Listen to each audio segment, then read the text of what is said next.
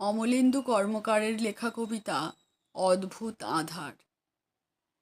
অদ্ভুত আঁধার এক গ্রাস করে আমার সমাজ, পদে পদে অবক্ষয়, নির্বাক নিস্পন্দ মূল্যবোধ, নির্বোধের অহংকার, অট্টহাসি উত্তুঙ্গ আজ, ভুলুণ্ঠিত দিকে দিকে সম্ভ্রম সম্মান শ্রদ্ধাবোধ, বরা ভয় অনুগ্রহে দুর্বৃত্ত অজেয় অমর, নিঃশ্বাসে মারণ বিষ, বিশ্বাসে দুরন্ত ছোবল, অথচ আগুন নেই, নেই আলো, সবাই নিথর, স্বপ্ন নেই, বেঁচে থাকা মৃত্যুর প্রতীক্ষা কেবল।